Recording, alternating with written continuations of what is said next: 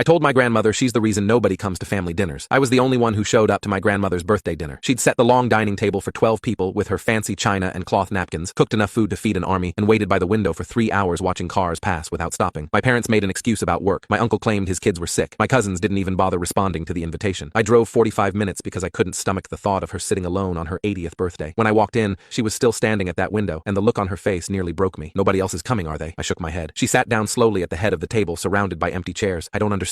I raised this family. I sacrificed everything for them, and they can't even show up for one dinner. She started crying quietly into her napkin. I sat down next to her, and something I'd been holding back for 20 years finally pushed its way to the surface. Grandma, do you remember my 10th birthday? She looked up, confused by the shift. Of course, we had it here. I made your favorite cake. Do you remember what you said to me when I blew out the candles? She shook her head. You told me I was getting chubby, and maybe I should skip the cake this year. In front of all my friends, in front of the whole family. I didn't eat birthday cake again until I was 19. Her face hardened. I was trying to help you. Childhood obesity is a serious problem. You should be thanking me. I nodded slowly. Okay, do you remember what you said to Uncle Ray's wife at their wedding reception? She was quiet. You told her that Ray could have done better, and that her dress made her look like a parade float. She cried in the bathroom for an hour. They almost didn't go on their honeymoon. That woman was too sensitive. I was just being honest. Someone had to tell her. I kept going. Do you remember telling my cousin Jenna that her acne made her look diseased? She was 14. She didn't leave her room for 2 weeks and started a skin-picking habit she still struggles with. My grandmother shifted uncomfortably. Teenagers need to learn that appearance matters in this world. What about when you told Aunt Grace her miscarriage was probably God's way of saying she wasn't ready to be a mother? She stopped coming to family events for 3 years after that. I was offering spiritual comfort. She took it the wrong way. My voice got louder. What about when you announced at Thanksgiving that my father's promotion was probably just affirmative action and he hadn't really earned it? My dad worked 60-hour weeks for that job. He cried in the car on the way home.